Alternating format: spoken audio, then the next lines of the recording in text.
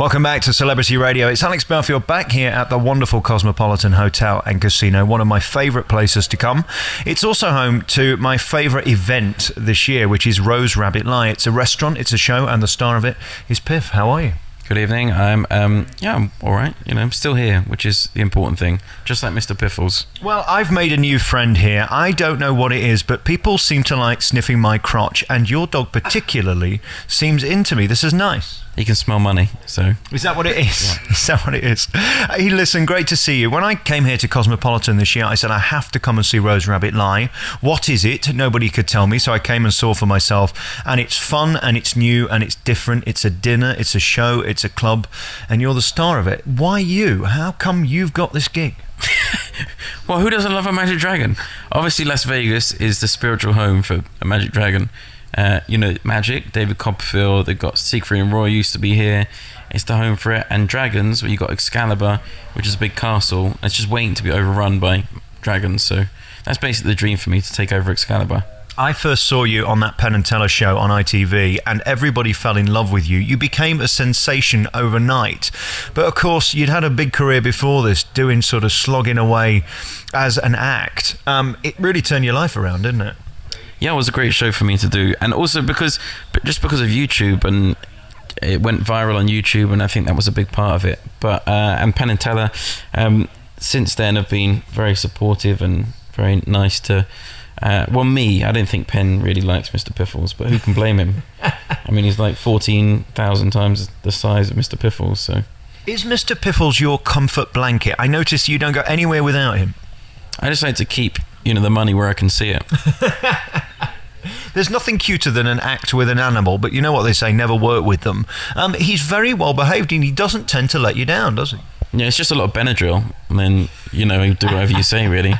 There's just nothing going on anymore in his tiny little head. Do you ever wonder what he thinks some days when he's stood there watching the show that you're doing? I mean, it's not normal, is it? No, I mean, I'm sure he's just there thinking, not another sip of Benadryl. I think that's the main thing that's going through his tiny little head. Any thoughts that he has left? Let's talk about Rose Rabbit Lie. It's this concept that's brand new. It has a restaurant, which is one of the finest restaurants and one of the most exciting dinners I've had this year in Las Vegas. Then at 9:30, the show starts, of which you're a part of it. And I love it because it's edgy, it's sexy, it's different. It has incredible talent. It has you. It has dancers that are incredible. And a lady who, how do I phrase this so we don't offend the punters, is able to pull handkerchiefs from nowhere, literally nowhere. Well, they do come from somewhere. She's very intimate with that tiny piece of cloth. I think that's the best way to describe it.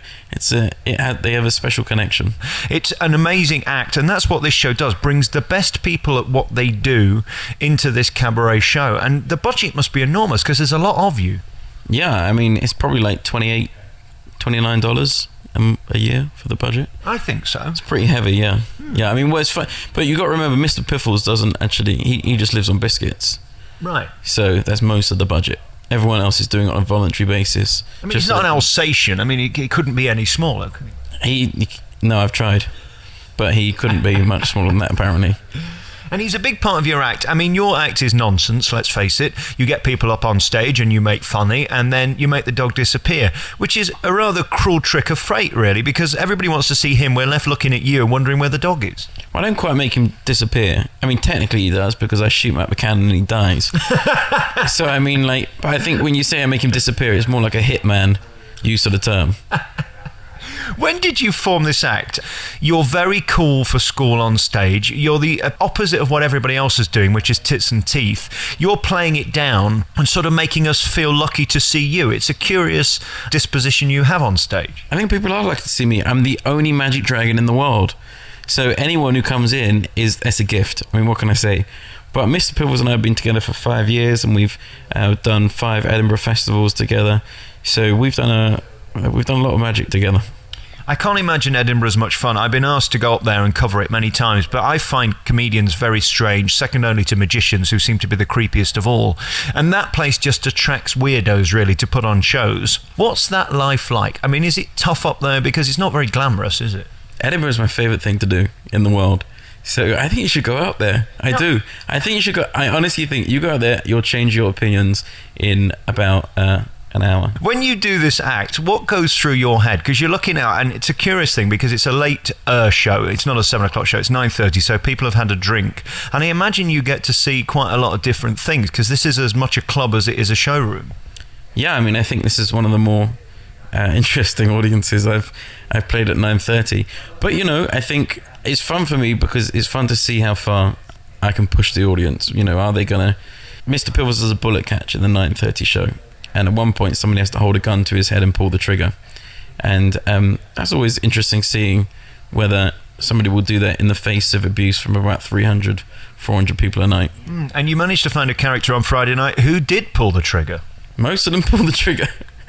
Most people have no soul. The thing is with Vegas, when you arrive, you check your bags and your soul at the hotel, and then you go out and you do whatever you want, even if that is shooting a chihuahua in the face. You know, what happens in Vegas stays in Vegas. Or ends up on Facebook, of course.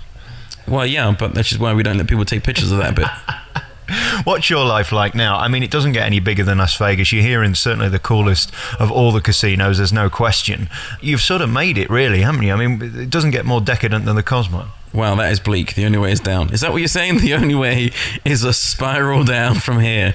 Okay, Welcome to my life. Right, maybe we should I'm going back to Nottingham tomorrow. What do you... That is a spiral down into the abyss.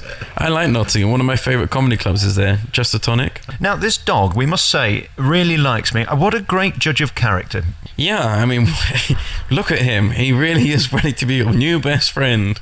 And you can own him for $12,000. Come on, Mr. Piffles, you got a new owner now. I'm going to go to the I-15 and get another barrel full. What is your relationship like? I mean, I guess he goes everywhere with you, does he? I mean, he's here today and you take care of him. If you go for dinner, does he come with you? Do you get strange looks? He's a service dog. So he's allowed anywhere I'm allowed. He is the law, basically. No one can turn him away. Then we go everywhere together.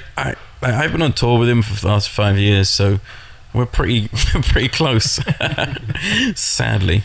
Is your life normal here now? I mean, have you managed to find a way of sort of getting away from the facade of the Strip and the craziness of the Cosmopolitan?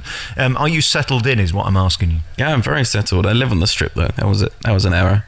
But yeah, I live on the Strip. I have a really nice life here. When you say you live on the Strip, you don't mean a cardboard box or something. How are you making that work? What's wrong with living on a cardboard box? It's better. Well, it's all right for some. The budget is $27 a year. For everyone. How do you expect me to afford a house? You really do get value for money here. I mean, the restaurant, have they allowed you to eat in it? Yeah, it's really nice. I have snacked in a restaurant. Yeah, I just walk around and snack off other people's food most of the night. I've got my own fork. Is that rhyming slang? No, I literally have a fork. That is mine. And of course, the thing about this is it's a show for the people in the showroom, and it's a show for the people having dinner, because the stage revolves 360, which means you go off the other side. What happens when you sort of arrive at the people having dinner? You know, you might experience something that maybe only 20 people have ever experienced in the whole history of this show. In the room we're sitting in now, this is where... If you manage to bid on the croissant at the end of Breakfast at Piffany's, then you win a very special event in here. So only one person a night gets to see that. Wow. So there's lots of things like that we don't want to spoil by telling you, but like you just have to come here, you have to explore the whole venue, you have to ask questions, you have to demand to be taken into the secret rooms, and that's the kind of thing that makes this show stand out. Do you know, last night about 1 o'clock in the morning, I woke up, I thought, I'm going to go and find a club with a secret room, but it didn't involve a magician. Well, you failed then. Although something did disappear at one point. Oh God, was it Mr. Piffles again? No, I think it was my credit card, to be perfectly honest with you. Listen, it's really nice seeing you. Thank you so much for your show. It really is the event of the trip for me.